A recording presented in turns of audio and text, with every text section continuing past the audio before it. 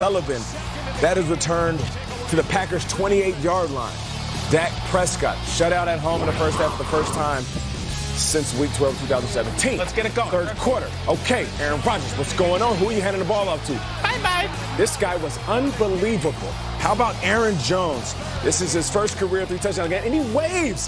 He waves to Byron Jones. How about that? So filthy. That was nasty. Wow. This right here was another tough run.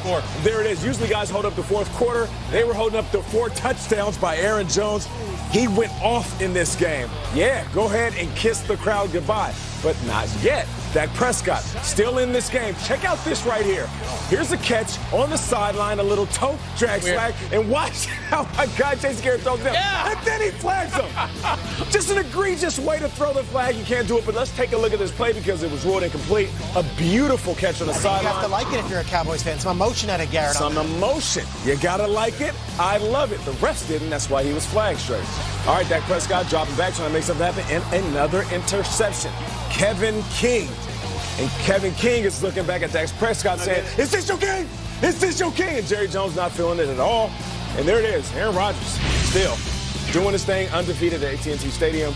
The Packers, they would win this one. It was close at the end, but they pretty much had control of this game. They win it 34-24. The Packers are now 4-1. And let's hear from the game-winning quarterback, Aaron Rodgers. I knew it was going to be tough without Devontae, but I felt good about the way I was moving in the pocket and extended plays and taking care of the ball. I had a couple good throws, kind of get going. Didn't really make any stupid mistakes, and obviously Jonesy run the ball helped out a lot. We had some adversity, fought through a lot of injuries, had guys going in and out of the lineup, and against a really quality football team. I mean, they're a really good team, and it's always tough to go on the road in this league, and especially in this building, and pick up a win. But it was just a great team win. Earlier this season, we talked about how much pressure Aaron Rodgers was under to get this offense going. And then I used to always think the scariest Aaron Rodgers is the one that can throw the Hail Mary and, pass for 400 yards and throw 6 touchdowns. But I think maybe the scariest Aaron Rodgers is the one who can sit back and have so much self-confidence that he doesn't need the shine. He lets the defense and those around him step up.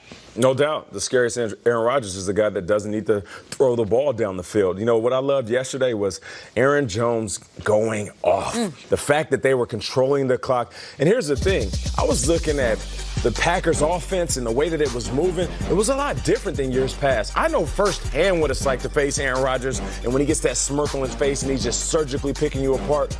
But the fact that they were controlling the ground against a team that has Ezekiel Elliott that usually controls the ground against everybody else, this proves that whatever they're doing on the offensive side of the ball is working. And another shot I loved in the game more than Aaron Rodgers with a smile on his face was Matt LaFleur on the sideline with that sheet in front of him, just sitting back, figuring out ways to pick apart that Cowboys defense. It was a beautiful game played by the Packers. Don't let that score fool you. If you didn't watch the game, and I think most of America did, it was an absolute butt kicking for 95% of it. They absolutely came in there, and that's without Devontae Adams, and that was without their center for much of the game because he went out with an injury. But I want to talk Rodgers because all the Mahomes love we give and all the Lamar Jackson love we give, Rodgers had a couple plays early in this game that's like, you know what? I am still that highlight guy. Let's see a couple of these. First, it was the incredible pass that you get here, and it's left-handed. Mahomes wants to talk lefty, all this stuff. Look at this. This is Aaron Rodgers doing what he does to move the chains. And the next one is my man, Bobby Tonyan. If you don't know about Bobby Tonyan. This was crazy. This was insane on the sidelines. It's not Robert Tonyan? No, I'm going Bobby. Bobby T. People like Robert De Niro, I call him Bobby De Niro. I call him Bobby Tonyan. Rodgers is amazing. LaFleur is calling the game well. And if Aaron Jones can do what he can behind that offensive line, watch out. The Packers, it could have been very easy for them to come off that home loss on Thursday night and say, well, maybe we're not right. We're going to go to down. They absolutely dominated this game for the entire game. Don't let the score fool you. It was a lot bigger a deficit than just 10 points. Kyle, everything was going against them in this game, I feel like. Coming off a loss, their defense did give up over 550 yards. No Devontae Adams. Aaron Rodgers does not throw a touchdown. They're at 4-10 in games where he does not throw a touchdown, yet they pull out a win. So credit to that run game and Aaron Jones. Yeah, and the question is, what the hell happened to the Cowboys? Do you know what the term popcorn muscles means? I go to our friends at the Urban Dictionary. Popcorn muscles are a term referring to a physical kind of showy muscle muscular physique that is just for show and really amounts to nothing.